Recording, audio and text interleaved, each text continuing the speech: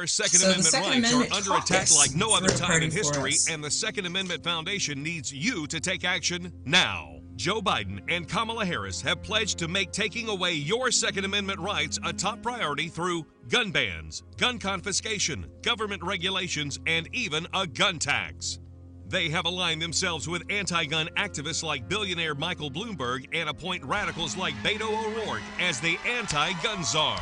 The fight begins now with your text of Protect 2A to 474747. Text Protect 2A to 474747 to pledge your support and become a Second Amendment first responder. Your right to own a gun and protect your family are on the line. Text Protect 2A to 474747 and join the fight to protect your Second Amendment rights. Text Protect 2A to 474747 to pledge your support and become a Second Amendment first responder. And members of the Ohio House State and Local Government Committee, thank you for having me here. Thank you for hearing my proponent testimony. This is brand new for me. I've never done anything like this, so I'm a little, but I came because I really believe in this. We live in a time of feel-good gun legislation. The passing of laws that have larger negative impacts instead of the intended positive public safety results that have been planned. The Constitution's clear, 27 words that define our rights to personal protection, safety, security, and the ability to take care of our families. Yet there are those who, throughout history, work and plan and scheme, if you will, to restrict those rights. A timeline of gun control demonstrates that once you are singled out based on color or religion or type of firearm that you've selected to own, the gun grabbers are relentless. This is a matter, it's really a matter of states' rights against federal rights. The current Washington leadership is making it a priority to strip United States citizens of what should be a constitutionally protected right. We are watching an attack on our election integrity, on our First Amendment right of free speech, and now on our Second Amendment rights to keep and bear arms. Ohio, by taking this stand, provides one more layer of protection for her citizens. In New York, and the citizens of New York City, to have firearms, they have them so regulated that an instructor or a teacher, someone teaching gun safety, has to call the police and notify the police that the trainer and their guns are moving to a range to teach gun safety.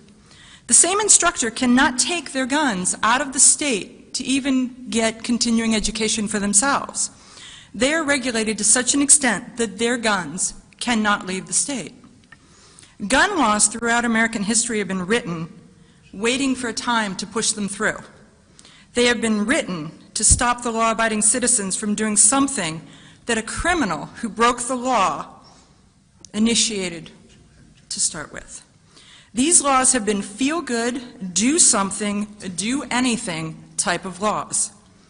The National Firearms Act, the NFA of 1934, was brought to you because two crime families in Chicago were warring with one another. One wanted to own the town, so they stole guns from the U.S. Postal Service. They used those guns in the commission of a crime. The crimes included stolen police cars, stolen police uniforms, and then performing a raid on the other faction. In that raid, they lined up 7 members of the George Bugs Moran bootlegging gang and shot them execution style. We call that the St. Valentine's Day Massacre, 1929. The law-abiding citizens of the United States were then subjected to restrictions and regulations regarding fully automatic firearms, short-barreled rifles, shotguns, and the restrictions and licensing of suppressors in 1934. Crimes committed in 1962 and 1968 with the killing of high-profile politicians and important American figures, John F. Kennedy, Robert F. Kennedy, and Martin Luther King, brought us the Gun Control Act of 1968. This included regulations on imported guns, expanding the gun dealer licensing, record-keeping requirements, and placing specific limitations on the sale of handguns. Because of a criminal, we were brought additional gun control. Had those laws been in place before those horrific killings, would it have stopped them? Oswald used a fake ID to buy his gun through the mail. But as he was not a prohibited person, he could have just bought it with his own name at a gun dealer's with his own information. And remember, shooter standby. You hit the radio bullseye. And the home for everything Second Amendment. Concealed carry, the latest gear, reciprocity, legislation, the right to self-protection. And it shall not be infringed. This is Eye on the Target Radio with your hosts, Rob and Amanda. Hey, folks. Welcome to Eye on the Target Radio. And, man, it's been a busy, busy week. How about you? Nothing. Nothing? You're doing nothing. Just nothing. Nothing. No, that's not really true. But let me tell you, right now I am watching, the thing is when they have a big event somewhere in the United States, I watch all of my friends and cohorts and heroes, and you start to watch them moving across the country to get to whatever that is. And this week, it's not where we're going. It's not where we're at. And it is a girl and a gun conference, and they are headed to Colorado. And so you're seeing people in cars and everything. They are headed to. I think what they call it, FOMO or something, fear of missing out. Fear of missing out. Well, it's not a fear. We are missing out. So there's good stuff happening, and we're not there. That's how that is. But I sincerely hope that A Girl and a Gun has a fabulous conference, and then we get to hear some of what is happening with it. I think they look like they're having fun setting up, and the other that are traveling across the country are sending out little blurbs that right. They bought a new truck to go, or they're taking an airplane or whatever. So yeah, you see them all trying to figure out, okay, how am I getting there? What do I got? How much room's in my car? Is there enough room for someone else? Nope, not really. And so one of the things is I was in D.C., and at the bottom of the hour, you're going to hear about the trip and about what the D.C. Project is doing. And so you really, though, you want to pay attention to what's happening. And we are going to reiterate how important it is for you to call, for you to email, for you to... Yes, if you don't have the time to spend a week in Washington shaking hands, you can just call and email. Call them, email them, reach out to them, and it is so absolutely so critical. And that was one of the questions that we asked them. Be polite and tell them what you want. Don't beat around the bush too much, because they don't have enough time to read a 20-minute email. You're right. Cut to the chase. Say what you're talking about. What's your point? 2 paragraphs max, and lead out with, I'm against it, I'm for it, I want you to take this stand for us, whatever that is, whatever your position is.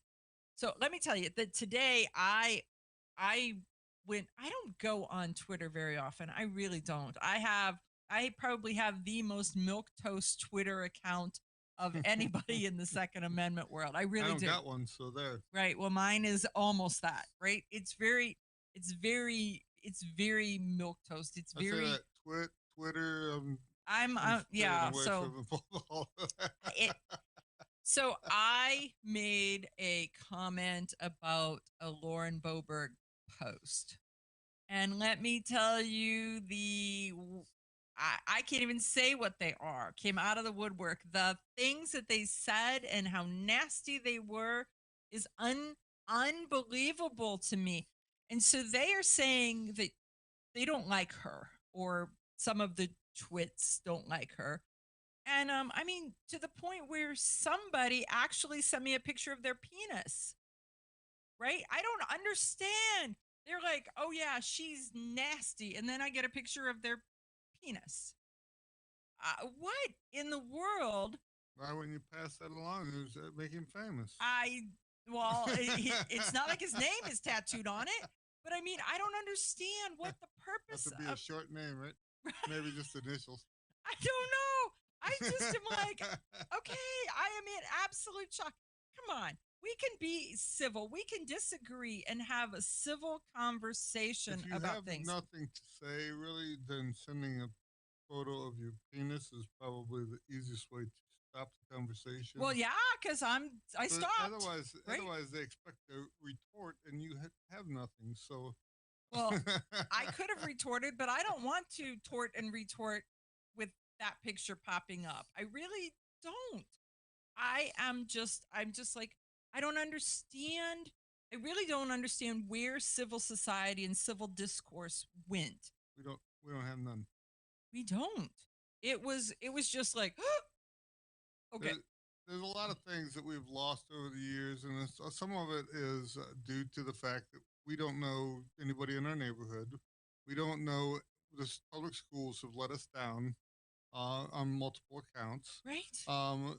As much as I mean, I'm not a Sunday go to church guy, but I can see the usefulness of the church due to the fact that you knew everybody in the congregation, Well, and they knew you, and in reality, you had 50 babysitters in the neighborhood that could call your mom at any time when you were doing something wrong. well, the other Now, if part we is don't is talk you to can each you other, can believe in religion without being part of the formalized, structured religion.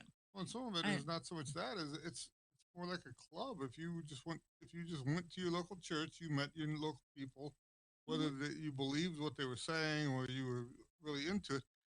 Had nothing to do with it, but at least you went to the meetings. You knew everybody, and they knew you, and so it made you a much more uh, friendly neighborhood Community type, community minded minded. person. Okay, got it. And so, by if you didn't do any of that stuff, the chances of you being able to get elected to office or do anything were pretty slim because no one knew who you were or what you were about. We've kind Okay. of lost this over the years because now if you say something bad about little Johnny, they call the cops on you, their lawyer, instead of dealing with little Johnny for doing something wrong. And so it's Exactly. So George says he's looking for 22 Spitfire ammo. good luck. I mean, lucky to just find any 22 ammo instead of brand specific or Now, Spitfire is brand specific or caliber specific? it's a type of 22 long rifle that actually has a bullet that's split into three pieces. So when it comes out, when it hits something, it breaks into pieces. Got it. Okay. I believe it was a hyper velocity 22 that was built for hunting, and when it made impact, and the bullet breaks up. Okay. Thanks, George. George is sending us comments, and you too can send us comments by connecting to us through the OpsLens app or the Polite Society Facebook app. So you can get to us on OpsLens Facebook. That's probably the easiest, or the OpsLens app, where our show is not only on radio, it is on demand TV. And you can find us on Apple TV, Fire Stick, Roku. Any of those are It was part. funny because we were talking about the 22 Spitfire, and back in the day, but in the Mhm. 50s, when you could buy the 30 carbine rifles cheap, Right. Johnson, who made the Johnson machine guns and the light rifles, he set up and made a 5.7 millimeter Johnson Spitfire. It was a 30 carbine neck down to 22, Okay. and then he put the barrels on, and so you could send your carbine in and have it modified to this. I haven't seen one of them in years. It's strictly a hand load only deal if you got one of them. But it did. It just make me- reminded you. It just yeah, popped little your. spark flopped up in There you go. Oh, wait, I got to talk about this right this very second because I got a thought, right? There is a thought in my, it just So you can flew look it up. It was by. a 5.7 millimeter Johnson Spitfire if you're interested, and it was a Wildcat for the M1 carbine. So, and we've talked about Wildcat ammo and Wildcat loads and Wildcat calibers and kind of what that meant. But when we come back, our next segment, we're going to talk about the history of reloading, and maybe Wildcats will enter into it because you never can tell where Rob's conversations, when we weave through a topic, where those go specifically. But man, there's just all kinds of pieces of information that are inside your beady little head. I'm sorry. I'm just so not nice to him. I try to be nice to him, but sometimes You know, it's funny is I belong to a couple of like reloading groups on Facebook, and they're so overly cautious. And you look back at some of the guys that are famous, like Ned Roberts and these guys that started out back in the 20s, making their own bullets and trying to get to 3,000 foot a second or something. Right. They had no computer equipment. They had nothing to tell where they were at until something flew apart. Well, people go on Facebook and they're like, you never had to push your own car, jump in and pop the clutch and it shows. And I'm thinking that you've never had to reload ammo and get to all blowed up and it shows, right? So these people are so extremely conservative. Most of the time when the gun blows up, it's not really an explosion. It's just more like a Sometimes it blows the wood off, and it does jam it up to where you can't use it anymore. And sometimes it breaks it in a couple pieces. I have seen you come back. There's a lot of people that do get hurt by the exploding gun, but more than likely it destroys the equipment and not the person doing it. And, more than likely. So, but some reloaders are so extremely conservative that they're not going to read anything or take any chances at all on it. So, a little bit of risk in life is good. A whole lot of risk may get you some kind of a nickname. So we'll be back. We'll talk about the history of reloading. Okay, you ask yourself, who is this Realize Firearms Awareness Coalition and what do they do? Realize Firearms Awareness Coalition is a not-for-profit group based in Portage County, registered as a 501c3 and organized to educate about the historical intent of the Second Amendment to the Constitution of the United States of America, to share knowledge, to enable citizens to accurately relate and defend aspects of the U.S. Constitution, to enhance public awareness and support for responsible gun ownership, and to emphasize firearms education for women who facilitate the transmittal of constitutional awareness and gun ownership to succeeding generations. How do they intend to do that? By talking to you all and having you talk back by hosting educational summits and events. So tune in, listen, and participate. RealizeFAC.com. Your front door, your car, your gun. Safety is a habit. Gun safety and responsible storage are no different, and the best way to help prevent accidents, misuse, and theft. Cable locks help keep firearms secured. Learn how to get a free firearm safety kit. Visit projectchildsafe.org. If you have a firearm, own it, respect it, and secure it. Brought to you by the National Shooting Sports Foundation and the Bureau of Justice Assistance. I'm Charlie Cook from Riding Shotgun with Charlie. Conversations in the car about gun safety, freedoms, and even a few laughs. Imagine you're in the back seat listening to an intimate chat with me and my passengers as we drive all around the country. Listen, watch, and subscribe to the Riding Shotgun with Charlie YouTube channel and podcast.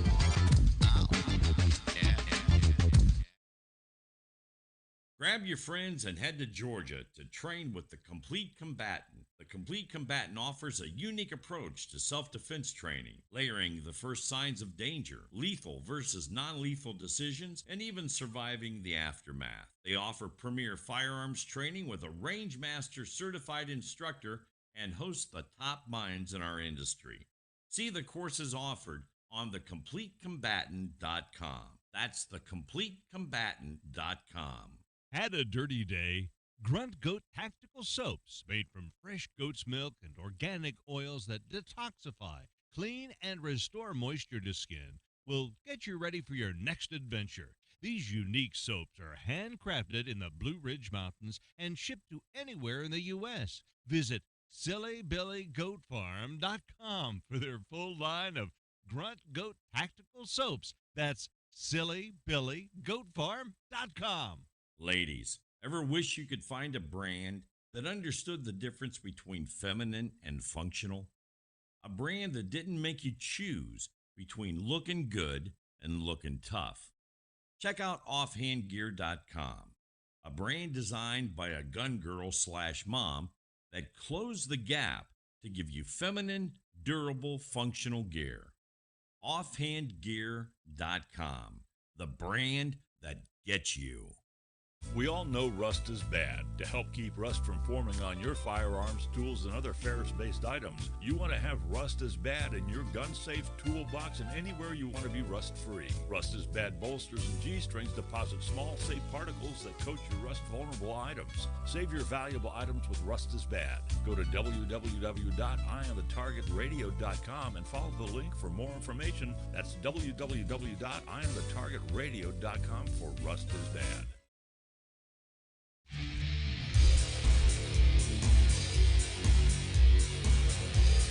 Okay, folks, we are back, and we're going to talk a little bit about the history of reloading, because when they first started, when they made cartridge guns. Well, it used to be you got a gun, everybody was a reloader because you loaded it down the barrel, those shoot. And when they first come out with what they call fixed cartridges, which are the bullets you have today, the gun companies actually came out with loading tools. So a lot of those you could buy when you bought your new Winchester, you could buy a loading tool. It'd have a bullet mold into it. It had all the stuff to load the cartridges and everything. And they set it on a campfire, cast some bullets. You could scoop powder, black powder into it.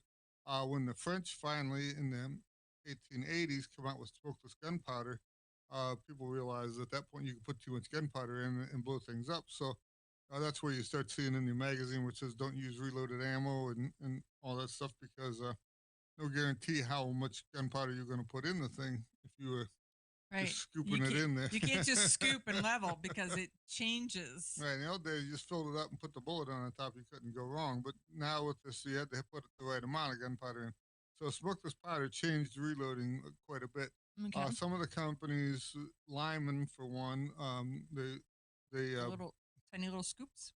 Well, Lee makes the tiny little scoops. Okay. But Lyman made reloading equipment from the 1870s all the way up through till today, and they make bullet molds. They made all the stuff to do it, and they printed manuals and catalogs and stuff like this.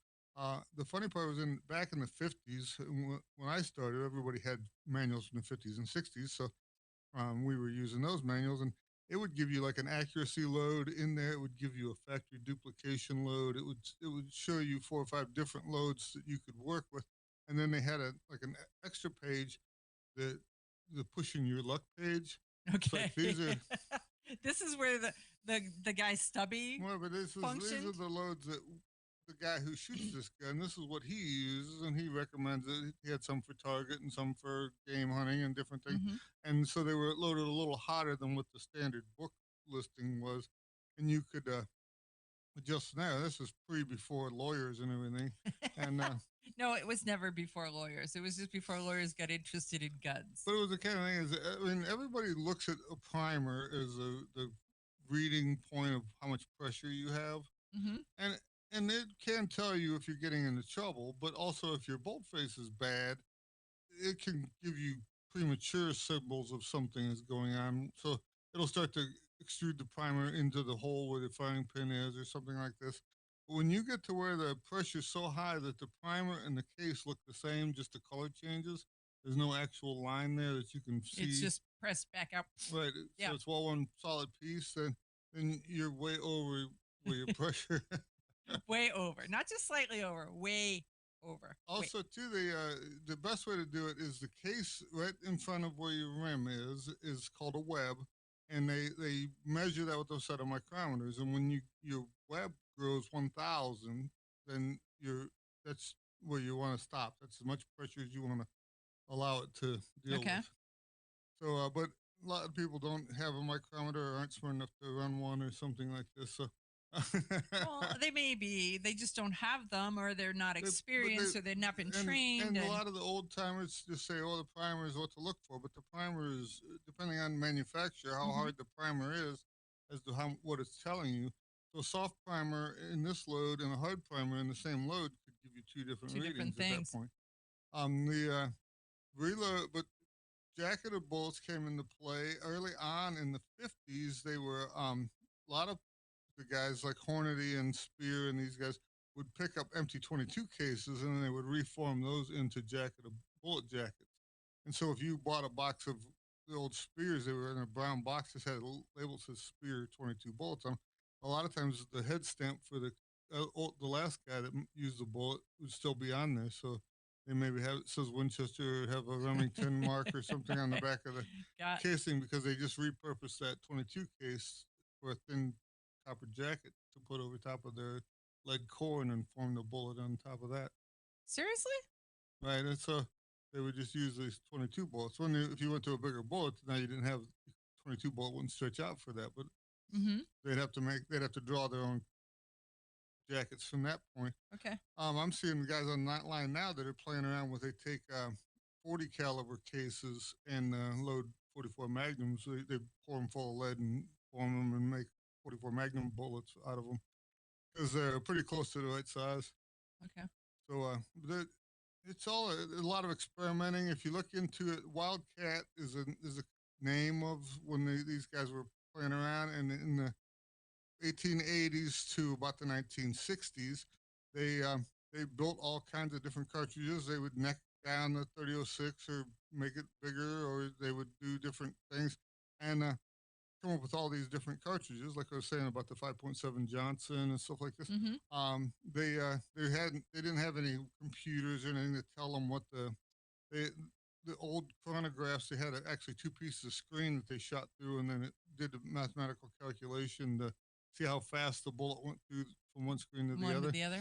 And that's how they would figure out their feet per second. I mean, today it's all done electronically, and it just gives you an actual feet per second number right away without having to do any adding. Right, and now some of subtraction. it just feeds right to your cell phone, and Right, and they also it's have amazing. some stuff I've seen now that they can actually put it. You can like stretch it out on the barrel, and it actually like a piezo electronic thing that tells you like how much strain is on the steel at that point, and they can. It's almost like a pressure test type thing. Oh, that's kind of cool. So as to how accurate technology it is, has just changed so much. right, as to how accurate that stuff is as to compared to when you're going to blow yourself up or something. Right. As- Well, and so the easiest way to get into reloading is to reach out to your friends to find out who reloads and Right. start there and a lot of them sit will show with you somebody. how to do it. I mean, it's simple. It's a relaxing hobby. Pretty soon you start getting to where my reloading equipment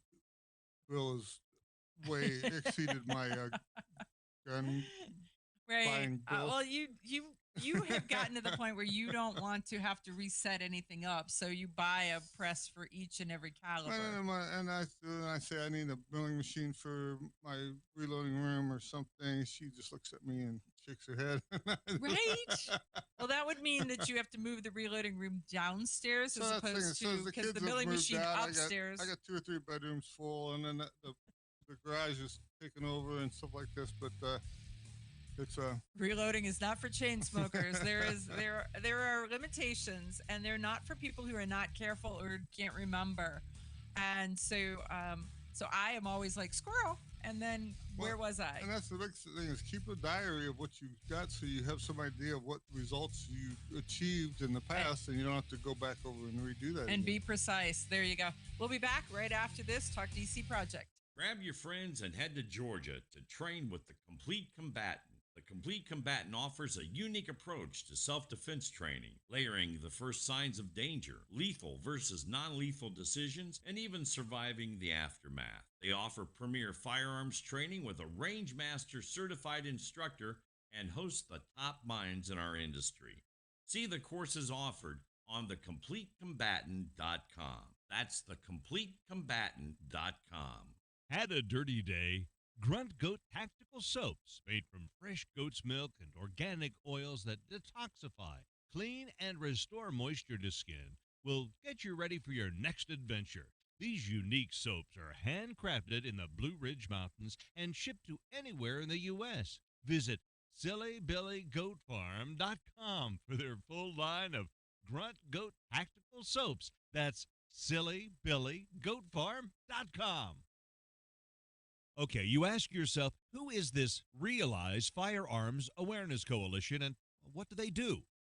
Realize Firearms Awareness Coalition is a not-for-profit group based in Portage County, registered as a 501c3, and organized to educate about the historical intent of the Second Amendment to the Constitution of the United States of America, to share knowledge, to enable citizens to accurately relate and defend aspects of the U.S. Constitution, to enhance public awareness and support for responsible gun ownership, and to emphasize firearms education for women who facilitate the transmittal of constitutional awareness and gun ownership to succeeding generations.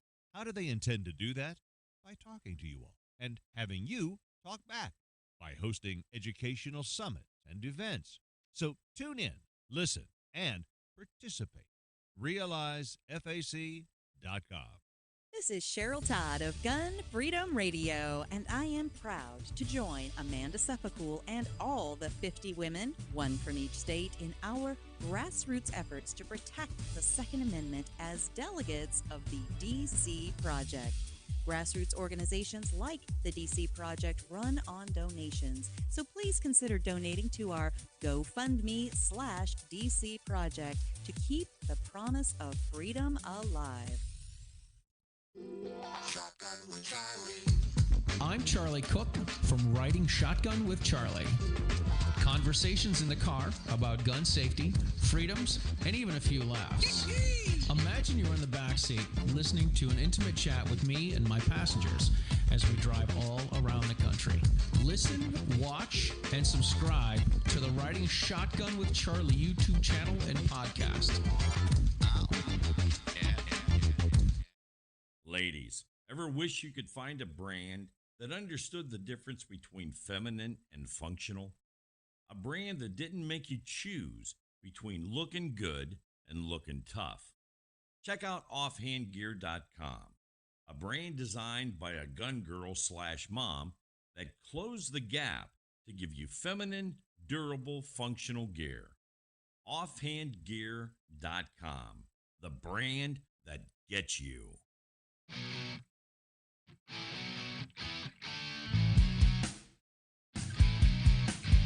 Hi, this is Paul Lathrop from the Polite Society podcast. I wanted to let you know that the show you're listening to is a proud member of the Self-Defense Radio Network. You can check out all the shows on the network by going to selfdefenseradio.net or tune in for more on Self-Defense Mondays on Karma Radio, KRMAradio.com.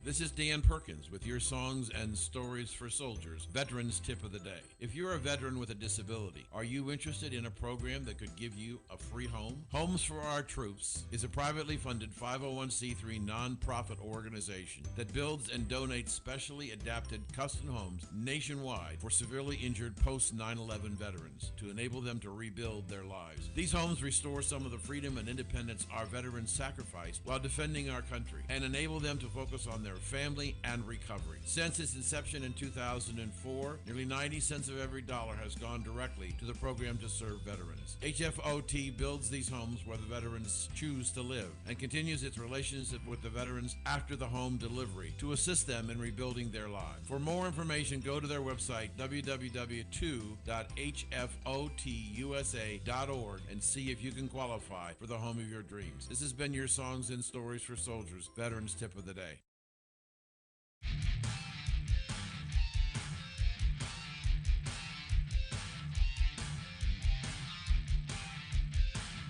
Okay, here we go, kids. We have a guest with us today, and she is Sarah Moe. And Sarah Moe is the founder and president of Sapphire Strategies.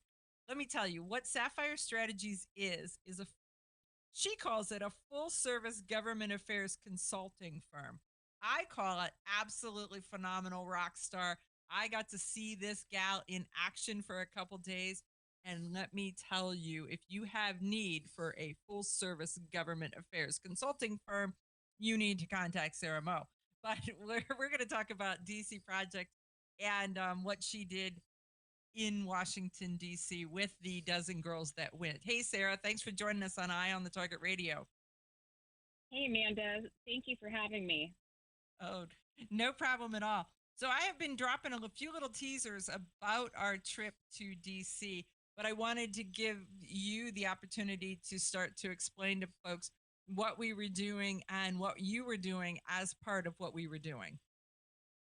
Well, I'll just have to tell everybody everything that we were doing. How does that sound? That'll be good. Well, I have worked in and out of Washington, D.C. for the last 20 years, and never have I found a group of women so passionate about what they believe in and so energetic about bringing the message to legislators on Capitol Hill. In the past, I had worked with a range of businesses, trade associations, all kinds of things, but really this group is a passion of mine for sure. And it was a total God thing that I was connected with Diana Muller, the founder of the DC Project. I know some people who know Diana who said there will be a spark here, and boy, was there. Diana, the first time I met her, there was this magnetism about her character that it was like you could feel it in the room when she was excited and passionate, talking about the fact that Second Amendment rights are women's rights. And I was so impressed by her. And when she told me that there was a group of women traveling to D.C. This April, I said, how can I help? I had recently started my firm and had a little bit of time on my hands, and I couldn't think of a better way to serve and give back, and participate in something that's near and dear to my heart. So when I found out the dates and what we were doing, I asked Diana, can I help you get some meetings? What does the agenda look like? Where are the ladies from who will be joining you from the DC Project? And she gave me all the details, and we started to strategize. And I learned very quickly that these women represent all walks of life from every corner of our nation, and they're really part of the thread that creates the tapestry of our great country. There was no real, profile to the women that came to DC, which made it much more impactful when we scheduled meetings with our legislators, both on the House and the Senate side. We kicked it off, Amanda, visiting with Senator Roger Marshall from Kansas. And we talked with Senator Marshall about the importance of women's rights, gun rights as women's rights. And Roger Marshall, he's been a physician for a very long time. He is an OBGYN. He's spent a lot of time with women and cares not only about their health, their physical health, but also their mental health. And in listening to the stories that we shared about women in the DC Project, he really honed in on the fact that a woman's right to protect herself can give her peace of mind. And he has a wife, and he has grandchildren. And so this really hit home to him, and he paused and he said, peace of mind is a big deal. And we talked about how defunding the police in certain areas only deteriorates peace of mind and safety. Mm-hmm. Following that, Amanda, we had a great opportunity. Man, it was fantastic to meet with staff from the Senate Judiciary Committee. Now, the Senate Judiciary Committee has oversight on legislation that impacts firearms rights. Let's talk about background checks. I'm sure you've talked about H.R. 8 and H.R. 1446 on your show before, and how the Democratic introduced legislation would continue to put barriers between lawful gun ownership and the purchase. Prolong that process. And for example, when my dad gives my son a heirloom rifle, it would criminalize that act. It would require that to go through an FFL dealer, which is totally ridiculous. But anyway, we had the chance to meet with those GOP members, the staff of those members, and each one of the DC Project attendees gave their story. And it was fantastic to watch the staff hone in on each person as they spoke. They were really, really paying attention.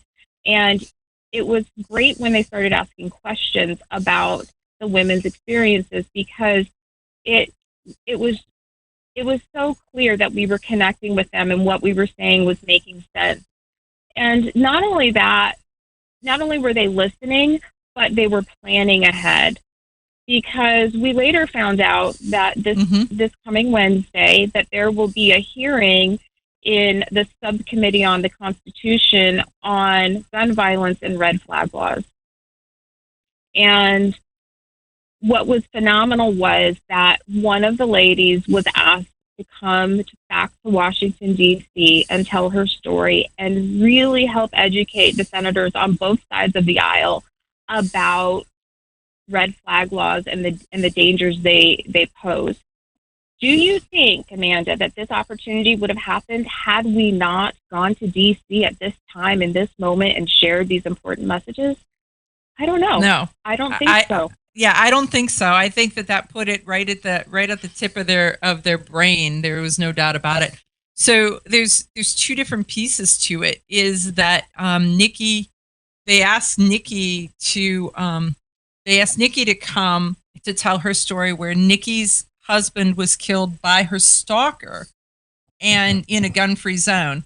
And then there was another someone that was mentioned by our people, by our gals, as an alternative to red flag laws, that the gun industry is already doing things. And so having an opportunity for that, and I understand that she has also been invited. So yeah, I am absolutely thrilled that it says, look, that we're making a difference and they're listening. It's not just that you're sitting in a room and talking and they're going blah, blah, blah. They are actively listening, engaged, and researching it. So, so coming over the live feed is Nikki. Is Nikki ? When I say Nikki, it is Nikki Gozer. And Nikki wrote a book called Denied a Chance, Stalked and Defenseless, about the experience where she had a licensed concealed carry, but they were going into a gun-free zone, and so she left it in the car the way the law required her to, and her stalker didn't leave his in the car. He came in and killed her husband in front of her and everyone else in that bar/restaurant. So Nikki is an amazing proponent. She really is. I mean, that kind of a story is either going to it's going to change you in a fundamental way. And her fundamental change was that she speaks from experience on why gun-free zones are dangerous and why having a concealed carry gives her peace of mind to continue on and to protect herself as she goes forward.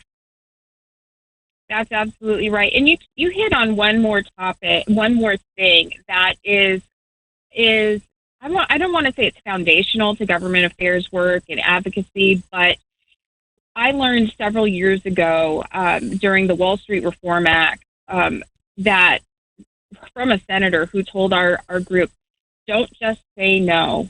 You can't just come to Washington, D.C. and say no to proposed policies. You have to come to D.C. with solutions. If you want a seat at the table, you have to have a solution. You have to contribute to solving the challenges that are ahead. And that is just what the DC Project did, which is why we speak from experience, we propose solutions, and they're ideas that people can get behind. They really do. And it's actually, in some cases, Sarah, we're going to have a commercial break coming up pretty quick. So hang on. And when we come back, we will have more from Sarah Moe from Sapphire Strategies. But sometimes those gals, when we're all talking, it's like kittens tumbling around in a box, the conversations. It's pretty exciting.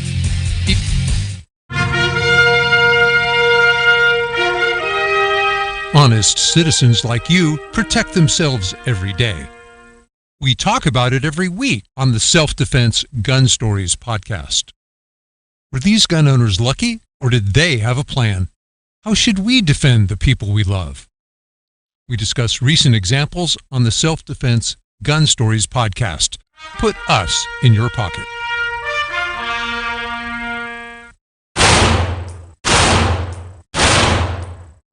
Hi, I'm Janelle Westrom, owner of Davenport Guns and Davenport Shooting Club. At Davenport Guns, we do so much more than sell firearms. We advocate for increased personal safety and security, not just for you, but your whole family and community. Go to DavenportGuns.com to see our online inventory and browse videos, articles, and things we just find entertaining. Sign up for our newsletter to learn more.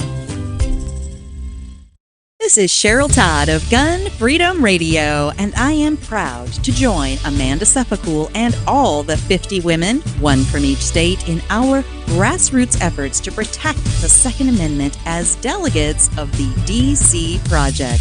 Grassroots organizations like the DC Project run on donations, so please consider donating to our GoFundMe/DC Project to keep the promise of freedom alive. Ladies, ever wish you could find a brand that understood the difference between feminine and functional? A brand that didn't make you choose between looking good and looking tough. Check out offhandgear.com, a brand designed by a gun girl/mom that closed the gap to give you feminine, durable, functional gear. Offhandgear.com, the brand that gets you. Okay, you ask yourself, who is this Realize Firearms Awareness Coalition and what do they do? Realize Firearms Awareness Coalition is a not-for-profit group based in Portage County, registered as a 501c3 and organized to educate about the historical intent of the Second Amendment to the Constitution of the United States of America, to share knowledge, to enable citizens to accurately relate and defend aspects of the U.S. Constitution, to enhance public awareness and support for responsible gun ownership, and to emphasize firearms education for women who facilitate the transmittal of constitutional awareness and gun ownership to succeeding generations. How do they intend to do that? By talking to you all and having you talk back, by hosting educational summits and events. So tune in, listen, and participate. RealizeFAC.com. Shotgun with Charlie. I'm Charlie Cook from Riding Shotgun with Charlie. Conversations in the car about gun safety, freedoms, and even a few laughs. Imagine you're in the back seat listening to an intimate chat with me and my passengers as we drive all around the country. Listen, watch, and subscribe to the Riding Shotgun with Charlie YouTube channel and podcast. Had a dirty day? Grunt Goat Tactical Soaps, made from fresh goat's milk and organic oils that detoxify, clean, and restore moisture to skin, will get you ready for your next adventure. These unique soaps are handcrafted in the Blue Ridge Mountains and shipped to anywhere in the U.S. Visit SillyBillyGoatFarm.com for their full line of Grunt Goat Tactical Soaps. That's SillyBillyGoatFarm.com.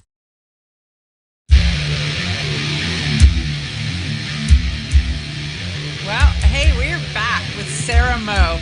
And Sarah Moe is the president and founder of Sapphire Strategies, a full-service government affairs consulting firm. And let me tell you, I believe she made a huge difference to what happened with us in the DC Project in our trip to DC this year.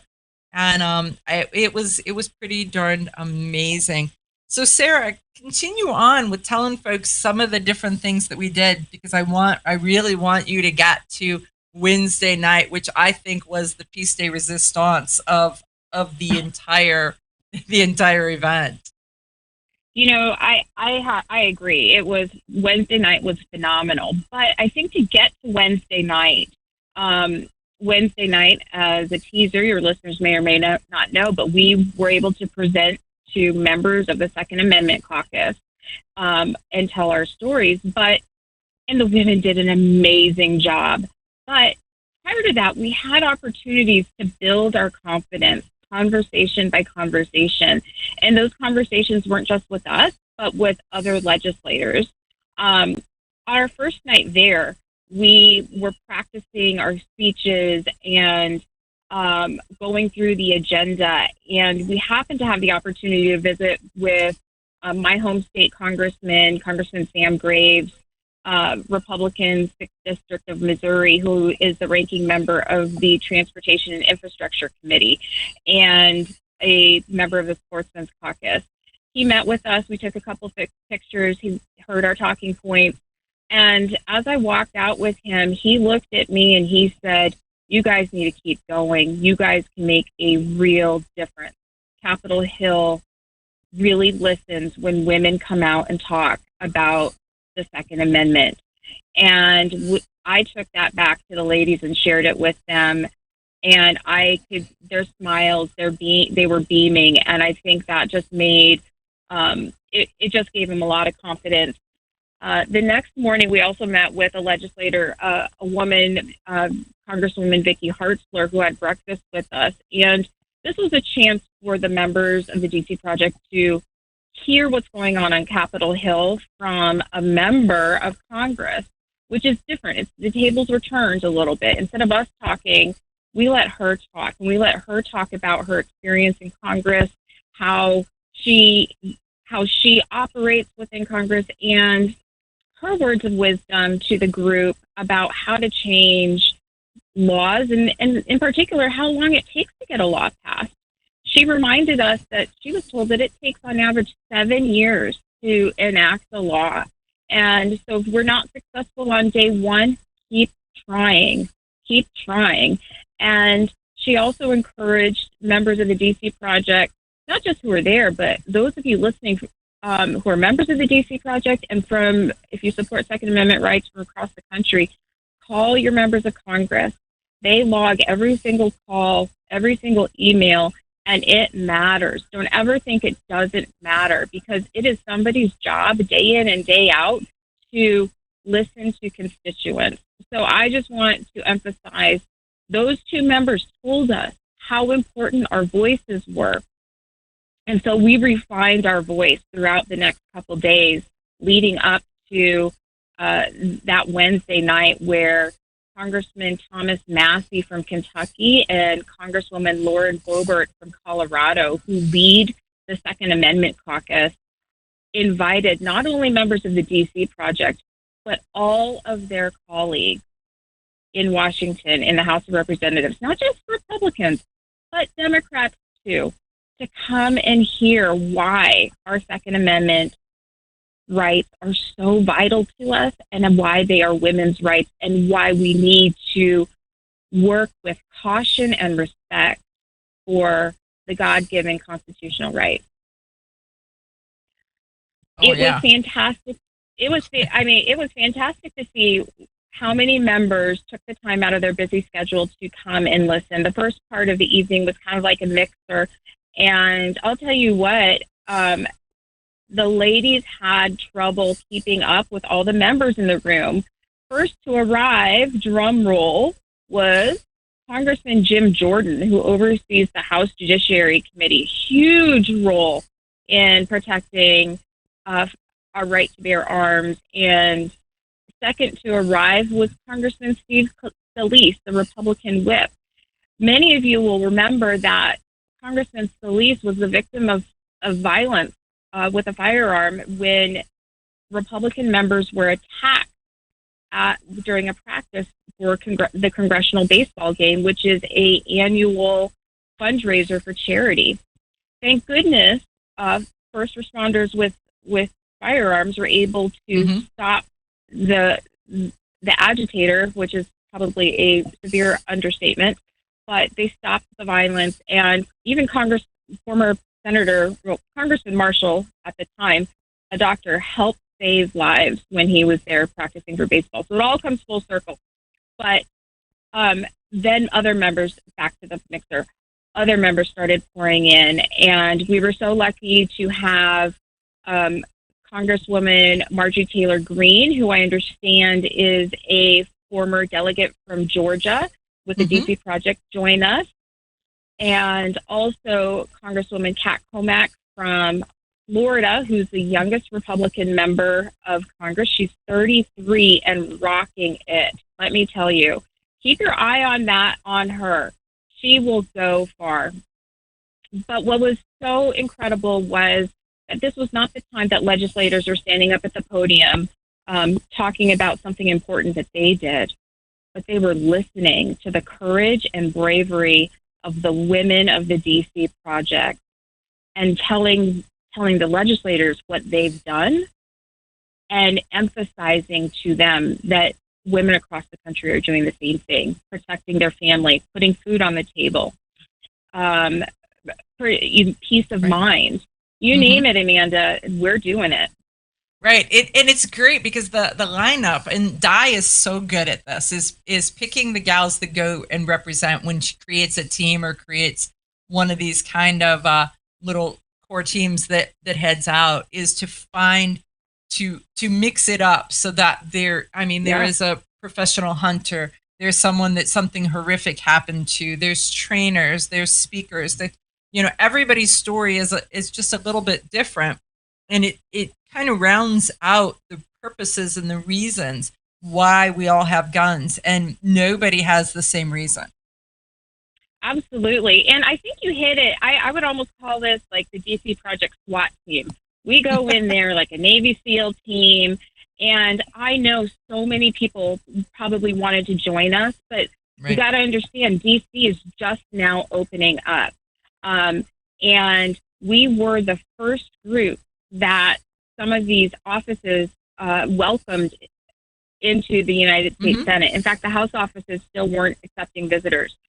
So the time is coming for that broader group, but your role today, tomorrow, well, not today because it's Sunday, but tomorrow, is to call your members of Congress and tell them that, there was a contingent from the DC Project in Washington, and you stand for gun rights, because the Second Amendment is a women's right. It's for everyone, not just a select few people.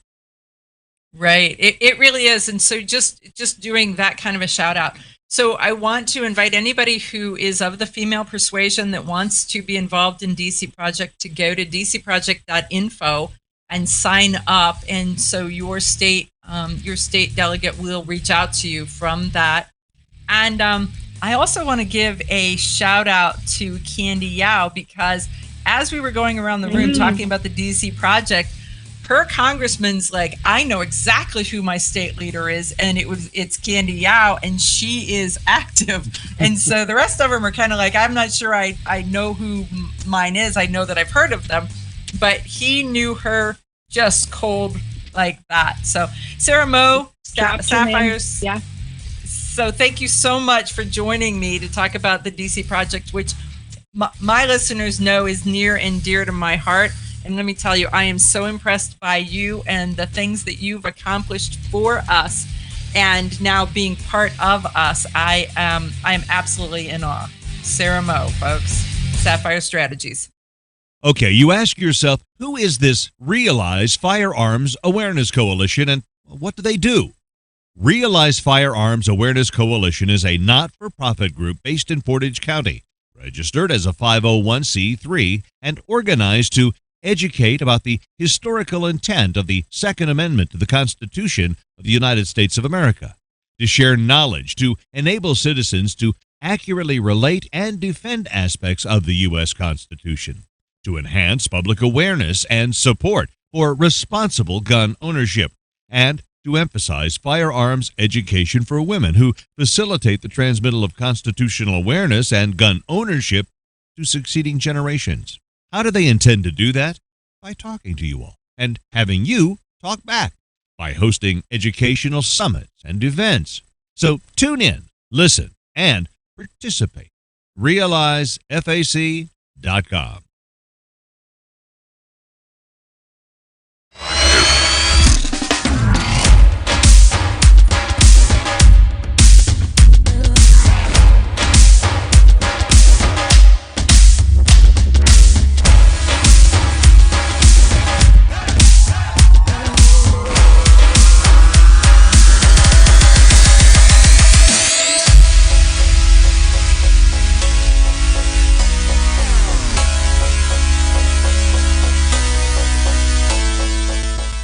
Your Second Amendment rights are under attack like no other time in history, and the Second Amendment Foundation needs you to take action now. Joe Biden and Kamala Harris have pledged to make taking away your Second Amendment rights a top priority through gun bans, gun confiscation, government regulations, and even a gun tax.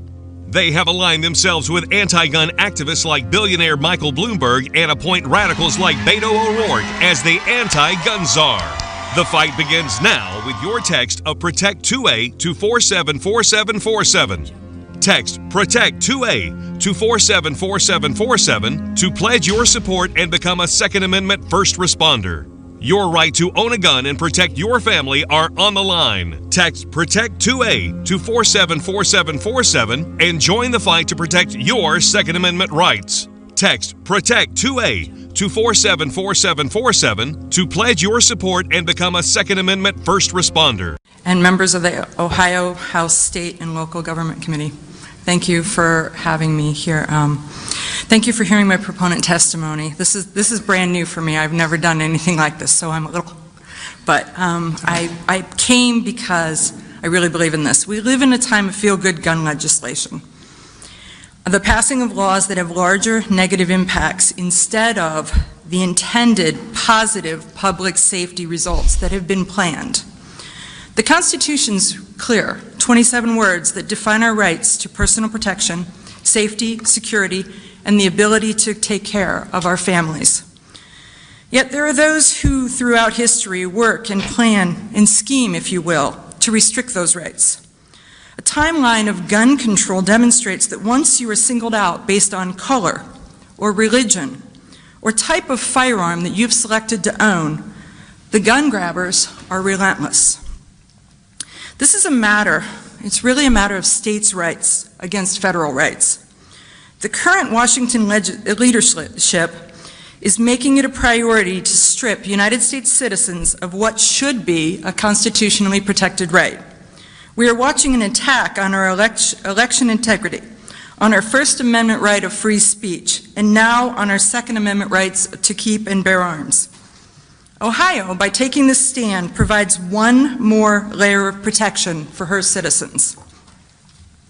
In New York, and the citizens of New York City, to have firearms, they have them so regulated that an instructor or a teacher, someone teaching gun safety, has to call the police and notify the police that the trainer and their guns are moving to a range to teach gun safety.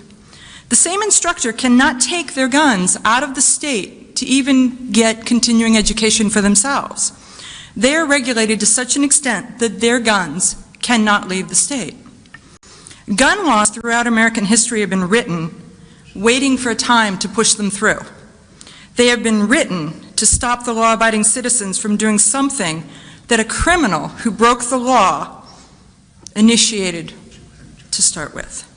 These laws have been feel-good, do something, do anything type of laws. The National Firearms Act, the NFA of 1934, was brought to you because two crime families in Chicago were warring with one another. One wanted to own the town, so they stole guns from the U.S. Postal Service. They used those guns in the commission of a crime. The crimes included stolen police cars, stolen police uniforms, and then performing a raid on the other faction. In that raid, they lined up 7 members of the George Bugs Moran bootlegging gang and shot them execution style. We call that the St. Valentine's Day Massacre, 1929. The law-abiding citizens of the United States were then subjected to restrictions and regulations regarding fully automatic firearms, short-barreled rifles, shotguns, and the restrictions and licensing of suppressors in 1934. Crimes committed in 1962 and 1968 with the killing of high-profile politicians and important American figures, John F. Kennedy, Robert F. Kennedy, and Martin Luther King, brought us the Gun Control Act of 1968. This included regulations on imported guns, expanding the gun dealer licensing, record-keeping requirements, and placing specific limitations on the sale of handguns. Because of a criminal, we were brought additional gun control. Had those laws been in place before those horrific killings, would it have stopped them? Oswald used a fake ID to buy his gun through the mail. But as he was not a prohibited person, he could have just bought it with his own name at a gun dealer's with his own information. Ray was an escaped convict at the time of the Martin Luther King murder. One can only assume that another layer of gun laws would have done nothing to deter him. Sirhan Sirhan was an illegal alien who had already broken 3 California laws prior to the RFK. And You hit the radio bullseye. And the home for everything Second Amendment, concealed carry, the latest gear, reciprocity, legislation, the right to self-protection, and it shall not be infringed. This is Eye on the Target Radio with your hosts, Rob and Amanda. So I want to do a couple shout outs. I don't typically do this, but man, there is so many active people that are participating on our Facebook page, on our OpsLens page, and then just generally in our lives. I mean, there are people who write things and then send it to us to our attention so that we catch it.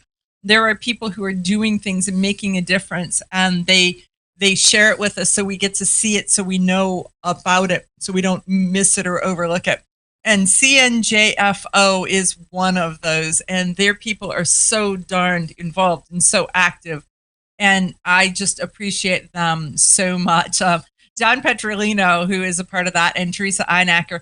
So John actually was in Florida with us, and he had his family down there take on vacation, and his wife released him from the family vacation for the day because his people were in town, and she was like, "This is the song of your people, so you need to show up."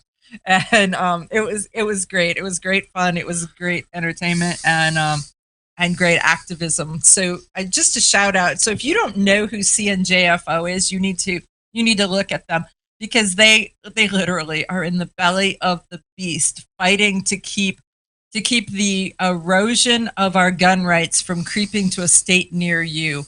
And so they are there, they are fighting, they are diligent about it. And we could not have a better frontline defense. Did I say it right again, CNJFO? Because I always get the J and the N backwards, and I don't know why, because it is New Jersey instead of Jersey New, right? So it is CNJFO. But yeah, check them out, because they're worthwhile. They're worth your time, and they're worth your funding. If you have a spare dollar in the Second Amendment fight, think about them. So John Petrolino wrote an article, and he is absolutely prolific in some of the stuff that he does and writes and where he's at. But this one stuck with me pretty hard, and that is about the fact that they are coming after so many different ways, our way of life on the Second Amendment world. And the heading, it was a Bearings Arms article, and the heading is Gun Records Restoration and Preservation Act. It's a threat to privacy. And it really is. And so they are trying really hard to take away every protection for responsible gun ownership and get it gone. And so they're putting together a little bill called S974, and it is to repeal certain impediments to the administration of firearms laws. Impediments to the administration of firearms laws. That would mean a law to stop you from doing what you're trying to do, which is take away our rights. That would be the little impediment, right? Ugh. So, yeah, words are my business, but geez, oh man. Years putting these speed bumps. Yes. Put little speed bumps into and brake shoes to make things so that they can't just run roughshod over you. Yeah, they can't roller coaster past us. And one of the statements in here, and I think that it's pronounced Tarhart. So the Tarhart amendments, so they're saying that the Tarhart amendments that were passed, when were they? In the 80s? I believe somewhere in there. I don't know. I didn't do the. Oh, so our producer is just Bearing Arms, and he's just put up the article so you could see what it looks like for you to go look for it. But the Tarhart Amendment impedes enforcement of gun laws by requiring most background check records to be destroyed within 24 hours after their use. So that impedes enforcement of gun laws? No, it doesn't. That's the background check. It does the background check. It says yes, it says no, and then you destroy the records. So how is that an impediment? And by barring federal governments from requiring annual inventory audits by owners of gun shops. Why is an audit a requirement or a need for enforcement of gun laws? Because the gun shops do get BATF-E audits on a periodic basis. Typically, your license is in a 3-year cycle, and sometime in that 3 years, they come and they do an inventory audit, right? They do.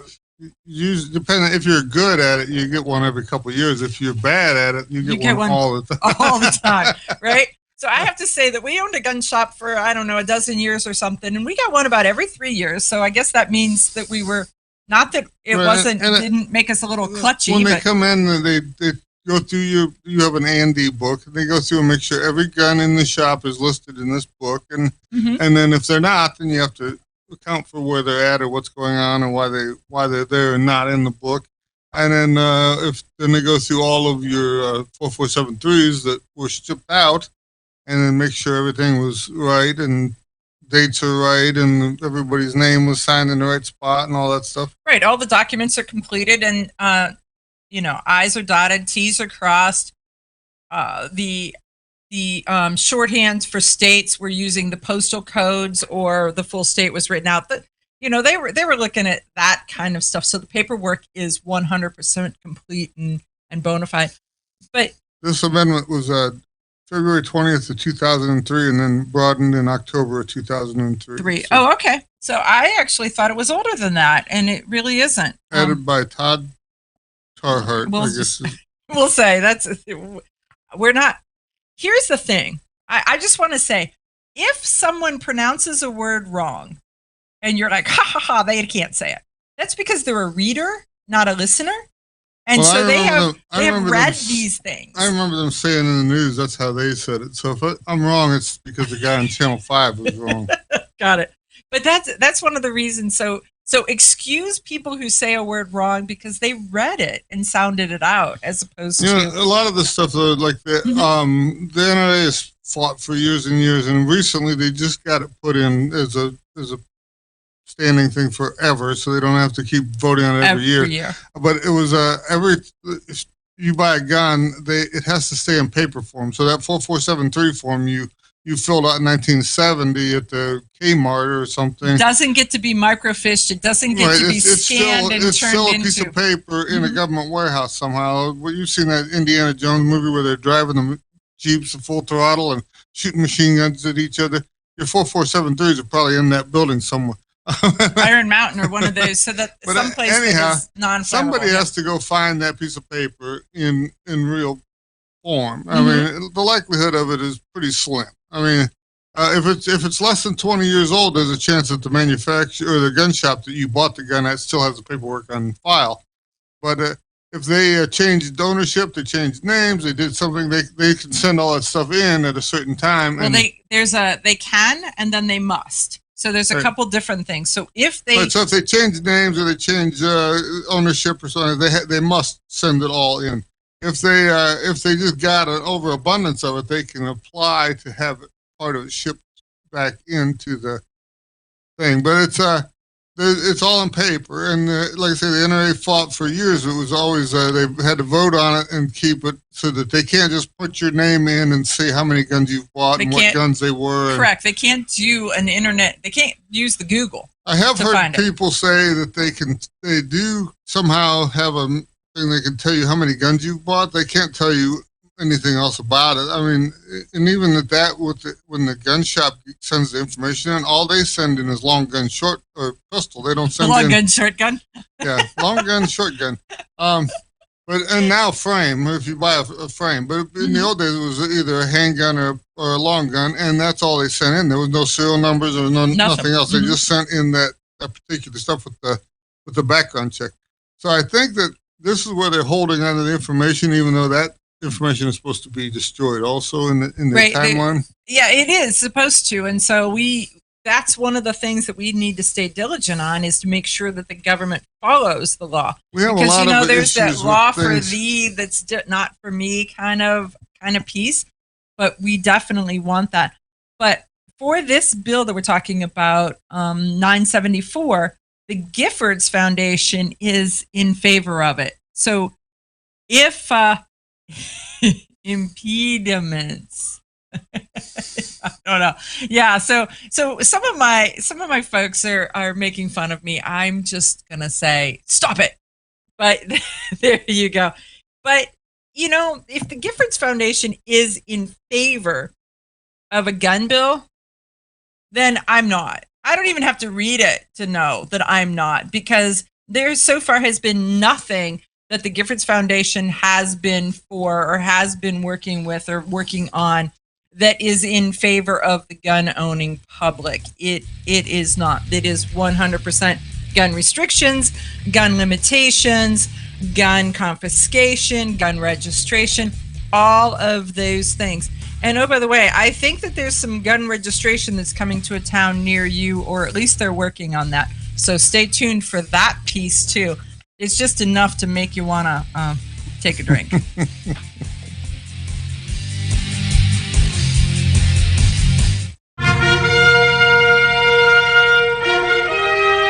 Honest citizens like you protect themselves every day. We talk about it every week on the Self-Defense Gun Stories podcast.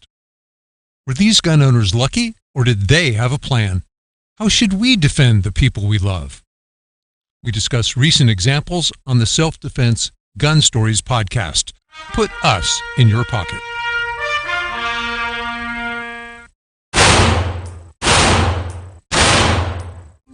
Hi, I'm Janelle Westrom, owner of Davenport Guns and Davenport Shooting Club.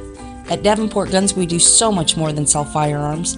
We advocate for increased personal safety and security, not just for you, but your whole family and community. Go to davenportguns.com to see our online inventory and browse videos, articles, and things we just find entertaining. Sign up for our newsletter to learn more. Your front door, your car, your gun.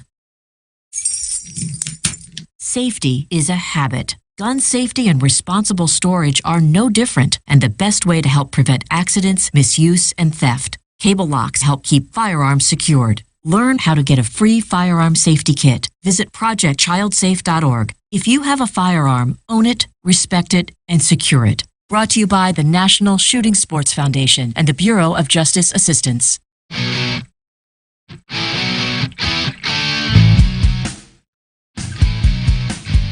Hi, this is Paul Lathrop from the Polite Society podcast. I wanted to let you know that the show you're listening to is a proud member of the Self-Defense Radio Network. You can check out all the shows on the network by going to selfdefenseradio.net or tune in for more on Self-Defense Mondays on Karma Radio, KRMAradio.com. This is Cheryl Todd of Gun Freedom Radio, and I am proud to join Amanda Suffolcool and all the 50 women, one from each state, in our grassroots efforts to protect the Second Amendment as delegates of the DC Project. Grassroots organizations like the DC Project run on donations, so please consider donating to our GoFundMe/DC Project to keep the promise of freedom alive. Had a dirty day? Grunt Goat Tactical Soaps, made from fresh goat's milk and organic oils that detoxify, clean, and restore moisture to skin, will get you ready for your next adventure. These unique soaps are handcrafted in the Blue Ridge Mountains and shipped to anywhere in the U.S. Visit SillyBillyGoatFarm.com for their full line of Grunt Goat Tactical Soaps. That's SillyBillyGoatFarm.com. Ladies, ever wish you could find a brand that understood the difference between feminine and functional? A brand that didn't make you choose between looking good and looking tough.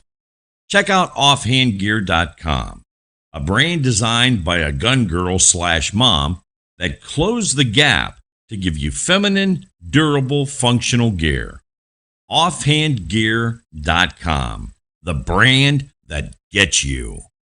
We all know rust is bad. To help keep rust from forming on your firearms, tools, and other ferrous-based items, you want to have Rust is Bad in your gun-safe toolbox and anywhere you want to be rust-free. Rust is Bad bolsters and G-strings deposit small, safe particles that coat your rust-vulnerable items. Save your valuable items with Rust is Bad. Go to www.eyeonthetargetradio.com and follow the link for more information. That's www.eyeonthetargetradio.com for Rust is Bad.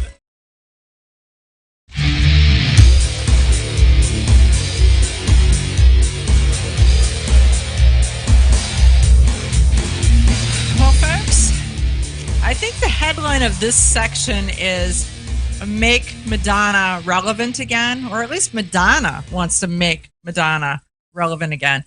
And so Madonna is using Instagram to do a gun control now hashtag that starts to talk about in the name of the revolution.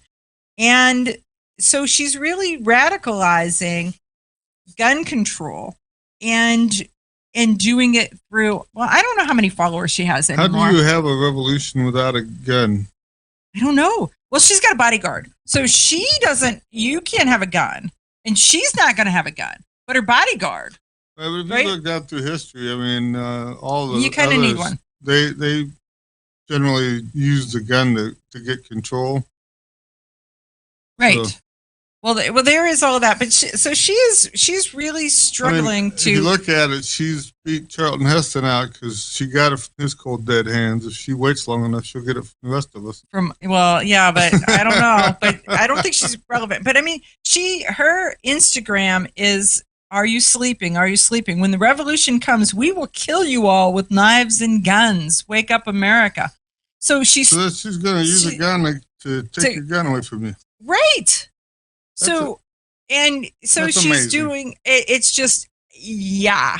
I think that's part of that where your public school education has let you down there's again. There's something wrong with this, but I think it's her trend of trying to make herself relevant again. I mean, but I think it was a long time ago when she was relevant. Joe Biden's doing the same basic thing, but he's at least has the executive order pen. Right. So he can write a lot of stuff. And if you look, he doesn't say he's taking your gun. He is appointing the Justice Department to do that. And right. So he's not the bad guy. So in reality, he has the power to make the Justice Department look at that and work on that particular plan. He doesn't have it to come to your house and take your gun, but he can make it so that they work on that and spend your tax dollars on figuring out how to make it happen. Right. So our listeners are saying that Madonna was relevant 40 years ago. Or 38, but who's counting? I mean, and I'm sorry, but at that point, with her little pointed bra, she probably was. But at this point, now she's at that. What's it? Mom's Mabley? Was that the one where she shot herself right below her breast, and so she shot her knee? So that was, I think, the punchline of a really bad joke. But I would think that there's a lot of Madonna that is just a little baggy and a little saggy, and she's no longer a sex symbol, we'll just say. And I'm not sure, besides music that has gone away and the sex symbol thing, where her relevance the thing that we have is we fight amongst ourselves. The Second Amendment is popular due to the fact that you can't buy a bullet, you can't buy a gun. I mean, there's millions of them being made, and there were. Right. As soon as they come out, somebody says, "Oh, I need one just like that one because it looks just like my other 25." And so, I mean, when you talk the wife into decorating the hallway so it looks like the wall in the Old West jail, so you can hang all your Winchesters in a row and chain them up. It looks good, and it looks it's got a theme. It's got a jail theme. I'm not sure that I'm a jail theme kind of girl. I just don't. No. Well, if you got a big house, you can put them like in the middle of the room in like a circular rack, like the stuff. You got to just think of what's the best way. Or you could have a hidden wall like they do in the John Wick movies, where the wall moves down and all the out comes all of this stuff. I'm more that. I mean, I would absolutely love to build a new house to put in a safe that you could just go into. It'd be your office. It could be your safe. It could be all my stuff surrounding me all at one time. But worst part is, no matter how big you build it, wouldn't be big enough. So then you'd have to keep annexing more and more of the house. So, well, yeah, we were actually just talking to somebody who was talking about the fact that he was trying to. He'd already had the entire basement, and so it's a multi-level house, it's kind of sprawling, and he's got the entire basement. But that's not enough. Now he wants to annex the upstairs, and he's getting some pushback, and he doesn't understand why. Well, that's the thing, is you have to invite her to be part of your hobby, and that way then you have... He's not a Sharon kid. You put a room in for her, an edged weapons room, and the suit of armor and whatever else that happens to go along with it. Exactly. Exactly. I don't know that she's an edged weapons kind of gal, but take her to a cannon shootout one day. She'll be a cannonader without a problem, because that's cool. That is. But we're also of the family that one year someone got a potato gun, a case of hairspray, and 50 pounds of potatoes for a Christmas presents, and then they were on the roof launching them into the lake in the front yard. I'm just saying that it was fairly entertaining, and 50 pounds of potatoes later. It's truly very entertaining. But as long as you get your significant other involved in your sport in some way, then maybe that there's room to spread out. Well, my dad collected Ruger 257 Magnums. It's no secret. We told you about it. But my mother, on the other hand, she was always at the gun show at the same time, bored stiff for the first 40 years, until she decided that the stationery that the gun companies sent out, and Christmas cards and different things, neckties and gifts, she started collecting these, and she had 25 military footlockers clear full of things, catalogs, canceled checks, Christmas cards, letters from gun companies to an employee for like certain timelines and stuff like this. So some of that stuff actually has a pretty severe value when you get right down to it. Who knew you needed one of them? But all of a sudden, well, I know that Mom's claim to fame at that point was that the Ruger Museum contacted her and bought some of her items back to put in the museum. Because they didn't save any of the first ones. Right. So then she saved the canceled check to be in her museum because it was like, look, Ruger bought things for me. When we had the gun shop, in-my stuff was 1979 or 80, the Ruger fold-out catalogs, yeah. So you wallpapered the bathroom with about 30 of those. Well, there were so many of them, yeah. We had a lot. It made for really interesting gun shop wallpaper. We'll just say the entire catalog, both sides. It was cool. It was really cool. Hey, when we come back, we got more stuff, way more stuff. Grab your friends and head to Georgia to train with the Complete Combatant. The Complete Combatant offers a unique approach to self-defense training, layering the first signs of danger, lethal versus non-lethal decisions, and even surviving the aftermath. They offer premier firearms training with a Rangemaster certified instructor and host the top minds in our industry. See the courses offered on thecompletecombatant.com. That's thecompletecombatant.com. Had a dirty day? Grunt Goat Tactical Soaps, made from fresh goat's milk and organic oils that detoxify, clean, and restore moisture to skin, will get you ready for your next adventure. These unique soaps are handcrafted in the Blue Ridge Mountains and shipped to anywhere in the U.S. Visit SillyBillyGoatFarm.com for their full line of Grunt Goat Tactical Soaps. That's SillyBillyGoatFarm.com. Okay, you ask yourself, who is this Realize Firearms Awareness Coalition, and what do they do? Realize Firearms Awareness Coalition is a not-for-profit group based in Portage County, registered as a 501c3 and organized to educate about the historical intent of the Second Amendment to the Constitution of the United States of America, to share knowledge, to enable citizens to accurately relate and defend aspects of the U.S. Constitution, to enhance public awareness and support for responsible gun ownership, and to emphasize firearms education for women who facilitate the transmittal of constitutional awareness and gun ownership to succeeding generations. How do they intend to do that? By talking to you all and having you talk back, by hosting educational summits and events. So tune in, listen, and participate. RealizeFAC.com. Ladies, ever wish you could find a brand that understood the difference between feminine and functional? A brand that didn't make you choose between looking good and looking tough. Check out offhandgear.com, a brand designed by a gun girl / mom that closed the gap to give you feminine, durable, functional gear. Offhandgear.com, the brand that gets you.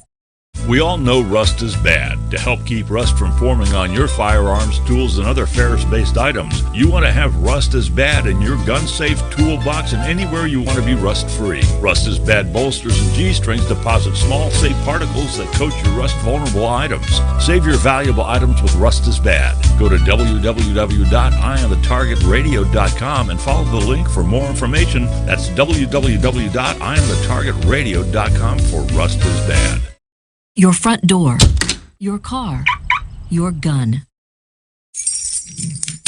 Safety is a habit. Gun safety and responsible storage are no different, and the best way to help prevent accidents, misuse, and theft. Cable locks help keep firearms secured. Learn how to get a free firearm safety kit. Visit projectchildsafe.org. If you have a firearm, own it, respect it, and secure it. Brought to you by the National Shooting Sports Foundation and the Bureau of Justice Assistance. Shotgun with Charlie. I'm Charlie Cook from Riding Shotgun with Charlie. Conversations in the car about gun safety, freedoms, and even a few laughs. Imagine you're in the back seat listening to an intimate chat with me and my passengers as we drive all around the country. Listen, watch, and subscribe to the Riding Shotgun with Charlie YouTube channel and podcast.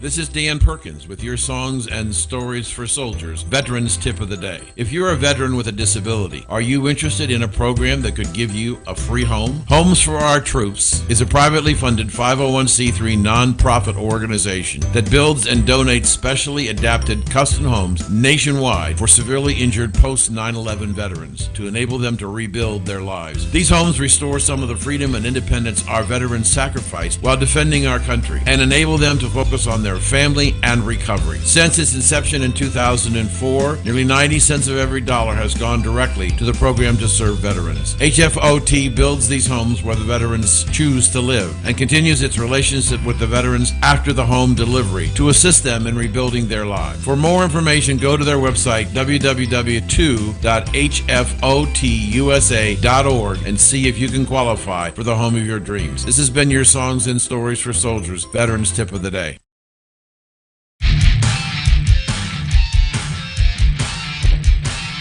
Okay, folks, we are back, and earlier when we were talking, Rob's writing me little notes, and so the interesting thing is, it's always interesting to see how your brain works. It doesn't. There's so many Second Amendment sanctuary states that are in play, that are under conversation, that are in play, that are happening here and there. So there's constitutional carry stuff, Second Amendment sanctuary most of them, stuff. One guy wrote something, and the rest of them are pretty much taking it and copying it and go. I just seen one where they actually are trying to make it so that if the feds come into their state, that they're going to give the federal agent 2 years in prison for operating inside of their state lines. I can't remember exactly which state that was now. So he's like, I'm telling you about it, and I was like, I need verification. But I'm going to say that the sanctuary state thing sounds all good and everything. They're going back to whatever 1789 or something with the gun laws. But But that's not it. It's not over at that point. That will be the lob, the first volley in that direction. Well, the state says you can make a machine gun, you can make a suppressor, you can do. The feds still say no, you can't. It's like the marijuana laws where here we'll give you can buy marijuana at our store, but federally it's illegal, and so how is that going to play out for you?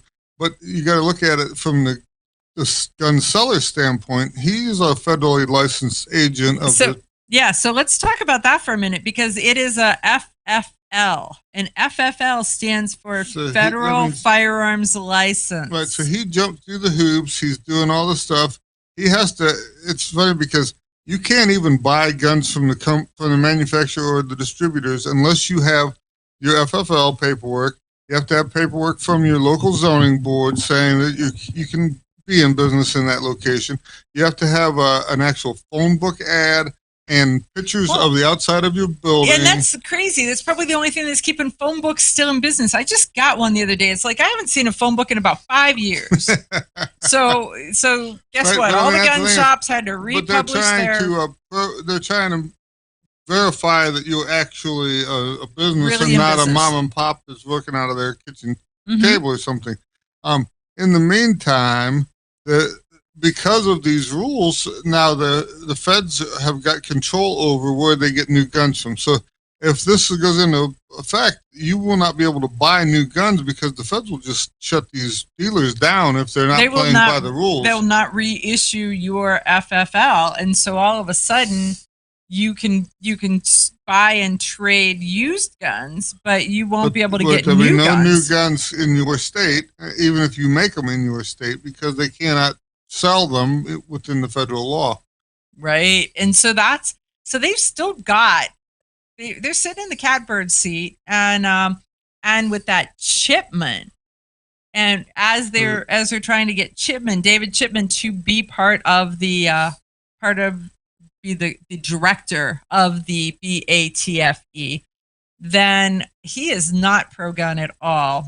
And it's just not going to go good for us. But there is so many things where you're like, okay, I blocked this. You've blocked one move, but you haven't blocked them all. And so there's other different ways that stuff is happening and things are taking place and things are going on. And I don't know. And remember, folks, before they had semi-automatic or automatic rifles and all this stuff, they had volley fire. So you just had to get a little help with your friends, and you could still lay down an effective field of fire by just having plenty of you doing the same work. Right. But they can't even get people to get off the sofa to decide what kind of pizza to order together. But, if you had 75 guys with 1853 Enfields hurling 1 ounce slugs at you, you tended to have to hide. Right. So our producer says that we need to block anti-gun laws like a ninja in a 1970s movie. You know, from every angle, every direction, catch it in the air. But there is so much of that right now. And so but that's the thing with some of this stuff is trying to think ahead of what's going on. And like that lady in the first hour was saying about the not only having the problem, but having a solution for that problem. Some of the things I was just seeing, Dan Waz out of New York had wrote an article about turning it around and making it so that if you are injured in a no-gun area, no-gun zone, or a make state them or something, responsible. that the anti-gunners should be responsible for the fact that there was no. I can't protect myself. You won't let me. And they don't have enough police and first responders to do the work for you. So we need to start suing at every chance we can. And we really do. So one of our listeners has just come back and said, okay, how do you a curio and relic license, will it have any relevance in this fight with the FFLs? Well, due to the fact that it's vintage stuff, it only applies to vintage stuff. They can buy across state lines to themselves, and then they can sell basically they don't have to stay within their license. It's a curio license is really bizarre the way that it's written. So it really shouldn't have any effect on them. It's because it's all vintage stuff. Right, it's all vintage stuff, and that it's either over 50 years old or military or something that's got going on. It's only brand new things that's going to be an issue. Is you won't be able to buy the newest latest thing because it won't be able to come into your state. I can't buy the newest latest thing, but Tommy Gun, Car Arms, Magnum Research, we've got to shop there. Right. Well, and I got some money. We should buy something. I'm telling you.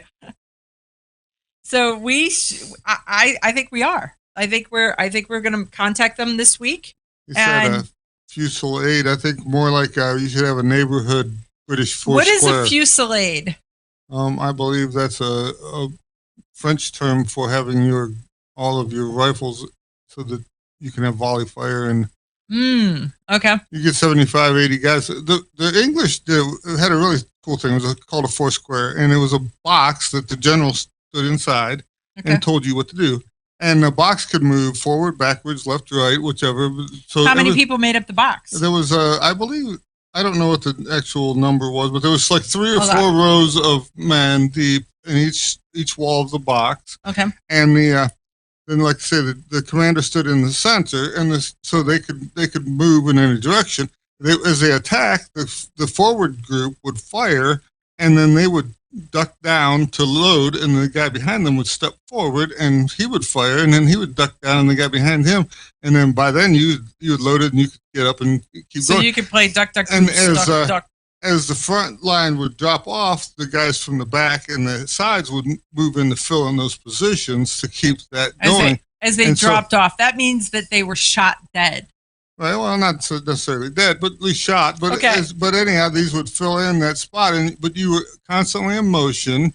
It was almost a continuous wall of fire, and it worked pretty well for a muzzle loading type tactics. I mean, when the Maxim gun came out, it was kind of asinine to jump out there and walk towards your enemy in a big box like that. Right, because now all of a sudden it's you're gone. Okay, now the general is exposed. Right. Right. General exposure is a whole different meaning. Things change as technology gets different. So. So we may go back to that though, because we're not going to have anything that has. I don't know. It is truly concerning, and it's really concerning because you start to watch the people who are anti-gun absolutely are vehement about it, and the thing is it's not that they don't think, they just think they're right, and they are so actively engaged in it. Some of the stuff that made us famous here in the U.S. was the fact that we fought dirty. We were with the guerrilla tactics originally. It was. Originally, war was a gentleman's game. They got up, the bands played, and they did all the stuff. We would hide behind trees and sneak up on people and shoot them. They would even shoot people when they were doing their business. Right. And how dare they? The English were like, how uncouth to just shoot somebody with his pants. Do not shoot me with my pants down. So DJ Play Nice says, if we're feeling generous, he'll take a Desert Eagle 50A, please. So I'm so squeaky cheap that it's all I can do to buy my own Tommy gun with a tiger stripe in silver. But I'm headed there. Not that I've been shopping or thinking about it or at all to pick out all the features. But yes, Car Arms. You get a couple extra 100-round drums, and then you could wear them like chest plates so that it blocks incoming 2 of them. rounds. Then I could redefine the whole Laura Croft thing in a whole different meaning, right? Yeah, or redo Madonna's pointy bra to yeah. If you could modify your pair of ordnance to take one of those 100-round Tommy gun drums, you'd be all set. Right? No. That would get rid of the flab on your arm for sure. I don't know that I have enough strength to hold that up. Yowza. It would be. I would have the only pair of ordnance that comes with its own monopod, right? A wheel on the bottom to support it as we go forward. Because man, I'll tell you though, as everybody buys these new gun companies and they've rebought all the para ordnance stuff, I'm waiting because they're going to pull that stuff out, and it is amazing what para ordnance had with their triggers.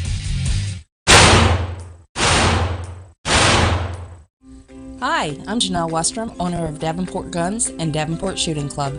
At Davenport Guns, we do so much more than sell firearms. We advocate for increased personal safety and security, not just for you, but your whole family and community. Go to DavenportGuns.com to see our online inventory and browse videos, articles, and things we just find entertaining. Sign up for our newsletter to learn more. This is Cheryl Todd of Gun Freedom Radio, and I am proud to join Amanda Sefcool and all the 50 women, one from each state, in our grassroots efforts to protect the Second Amendment as delegates of the DC Project. Grassroots organizations like the DC Project run on donations, so please consider donating to our GoFundMe/DC Project to keep the promise of freedom alive. Ladies, ever wish you could find a brand that understood the difference between feminine and functional? A brand that didn't make you choose between looking good and looking tough. Check out offhandgear.com, a brand designed by a gun girl/mom that closed the gap to give you feminine, durable, functional gear. Offhandgear.com, the brand that gets you. We all know rust is bad. To help keep rust from forming on your firearms, tools, and other ferrous-based items, you want to have Rust is Bad in your gun-safe toolbox and anywhere you want to be rust-free. Rust is Bad bolsters and G-strings deposit small, safe particles that coat your rust-vulnerable items. Save your valuable items with Rust is Bad. Go to www.eyeonthetargetradio.com and follow the link for more information. That's www.eyeonthetargetradio.com for Rust is Bad. Okay, you ask yourself, who is this Realize Firearms Awareness Coalition and what do they do?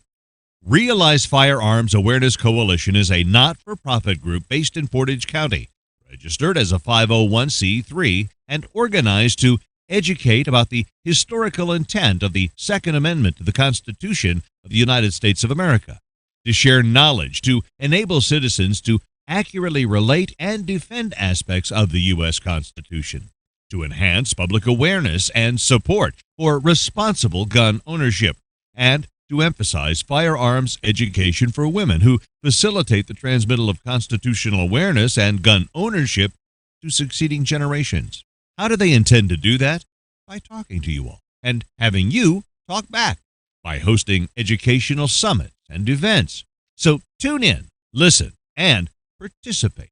RealizeFAC.com. Your front door, your car, your gun.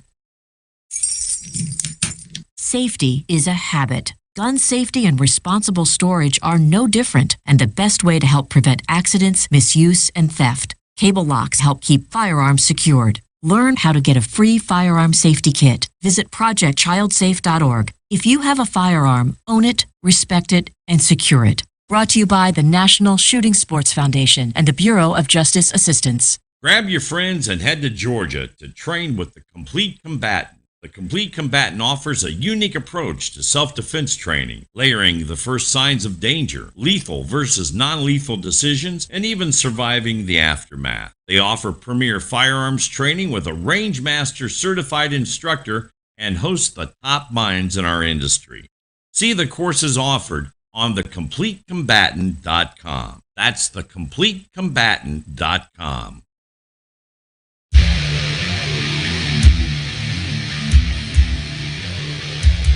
Okay, well, guess what? You know, right now... Guess what? That's a way Guess to what? start. That's the way I start. I'm like, guess what? I'm reading this article by John Crump from AmmoLand, and I think he's nailed it. I squeak when I walk. Charlie Chambers says it can stretch a penny. I'm a squeaker. There is no doubt about it. And I am tactically frugal, as Charlie Cook says. But I really am. I'm just very careful with my money. And so I have to make sure that I really want what I want, and then I get it. That's it. But there's that. So let's talk a little bit about Virginia. So John Crump wrote an article about the fight in Virginia. And so Virginia, it's really kind of crazy because Michael Bloomberg came in and he dumped a ton of money into the state to try to turn the House during the 2019 election. Well, one of the things that he accomplished was there was a couple big assault weapons bans and ghost gun bans bills, and those didn't do so good. Or, I mean, in our case, they did spectacularly well because they didn't pass. But on Bloomberg's side, it was like, yeah, that was a loss.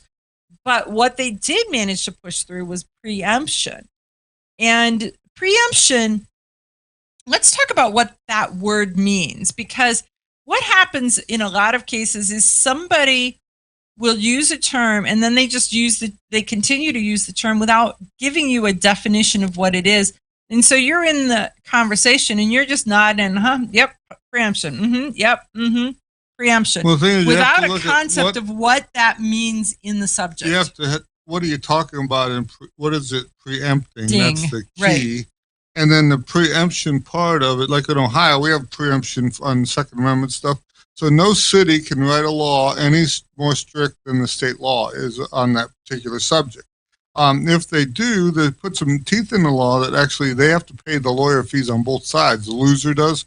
So, and since the state has nothing to lose by hiring a lot of lawyers, they just keep piling them on, and eventually Cleveland pays $450,000 in lawyer fees over and over again. 3, 4 times. And Cincinnati's tried it a couple times too. So the lawyers are getting rich, nobody else, and but it makes it so the law is only as strict as what the state law is. So if you need to have something changed in your city, you need to work on it, having it changed on the state level. On the state levels. But that's really what preemption means in the firearms world. It really does. That the local law cannot exceed what is banned on a state level.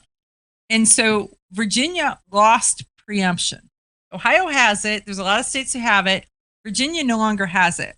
So what Virginia is getting right now is a patchwork of laws that you can drive in this community, you can't drive in that community. Well, most of Virginia are good old boys that they got their gun in their pro pickup 2A truck. conservative, correct? Right. And but the right around the DC area is where most of the population that works in DC lives. Are the ones that are voting all of these goofy laws. But there's so many of them moving in that their population is so huge that it is negatively impacting the entire state. So that's that. So the city of Winchester, let's just stop right there. The city of Winchester. Where do you think they got their name?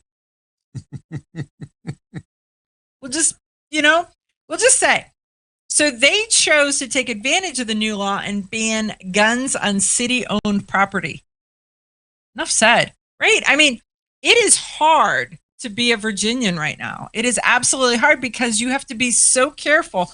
Is your gun welcome? Is your gun not welcome? I've got a concealed carry. Can I? Virginia, for a long time, was very gun friendly, made it to where they were issuing concealed carry licenses for every one of the other states. You could do it via the mail. They were like, woohoo, guns for everybody. And now all of a sudden, that is not the case. Yeah, well, I think it'll come back around. It's one of those pendulum things because right. I just don't want to have to somebody that I know to be the test case that goes to the Supreme Court because it's not cheap. But you're seeing a lot of this in other states like Oregon, Washington, where the big cities along the ocean are ruling what's going on in the whole state. They keep saying, "Oh, well, we're going to break this part of the state off and make a different state." I doubt that's going to happen due to the fact that when they break that off, then you get 2 senators and possibly a shot at stealing a congressman, and and they don't want that. That's the sort of like the battle that's happening for right now to make DC a state. Right, and so the thing is, if they give DC back to Maryland, where it came from in the first place, they would get representation like they're saying they need. They would still have Maryland's 2 senators. They don't want that though. That's not their goal. But that would be, everybody could get behind that. It would work out fine. No. We could get behind that. The people whose goal it is to get 2 more senators are like, I'm not playing that game. Right. Well, by the way, the Constitution, there's a portion in there that says that this group has to stay neutral and not have that representation. And so So there's a problem there too. Right. Just a problem. But why? Why are you laughing at me? Well, our best bet is that the public school doesn't allow you to read anymore, so you don't have to worry about what the Constitution says. It's in script, so you can't, cursive. So you just can't. like the stuff in the hieroglyphics. Yeah, like hieroglyphics and that. You can't. We don't really know what it means. We're just gonna. Right. There is so. Couple more generations and they won't know what it means. That scares me so badly. It's like, okay, if you are 50 years old or older, you take a kid and you teach them cursive. That's your job, to make sure that you carry that on to the next generation. And make them a mathlete just for entertainment. I mean, if they can count change in their pocket and tell time on an analog clock, that's a bonus points. Those are, yes. I just got a new high school graduate. He's killing me in the machining department. I can tell you. Well, and you're not real polite because you're like, your high school education. No, Rob actually lost his temper and said, buddy, whoever paid for your high school education deserves a refund. That's not a compliment when you're their lead. So I'm pretty sure that you sent him home. His little tail was tucked between his legs, and he's like, "I need the Fun with Dick and Jane math book." You're there putting the time in. You might as well learn something while you're there. This kid has learned more hanging out with me for the last 3 months than he's learned in 2 years of trade school. Well, you guys, can you imagine what he's learned? Can you imagine what he's learned hanging out with Rob? I just think that that's somewhat scary. But no, we need to teach history. We need to teach ballistics. We need to teach math and calculations and rifling. We need to teach rifling. We need to teach people the basic skills so that the things that forged our country, we still stand a chance of being able to do. Because if we get to a spot where we lose all those skills, then we are completely then dependent upon another country who's willing to do it for us. And we'll be like, would you like fries with that? While you come over here and build us a bridge. That's not what we want to have happen. Pretty soon the computer's going to ask him about the fries. You won't even have that job. No, then you're just shoveling dog poo. Because I don't know that the computer wants to do that. Well, somebody just said that in Washington State, you can't walk your dog across school property now, or you're a felon. Wonder why? Your dog is a deadly weapon. Did you ever think of that? Not my dog. my dog would lick you and climb on you, but he would not bite you. He doesn't want to, nothing. Nope. So, yeah, I don't know. I don't know where we're going, but we're getting there in a hurry. I'm scared. We'll make a good time, as they say. We'll make a good time. I am scared about this stuff, and so I am open to ideas that you guys may have on how do we defend the Second Amendment? How do we defend our schools and our school education? How do we get hunter safety back into the schools? How do we teach the Appleseed program and the Eddie Eagle program and the Kids Safe?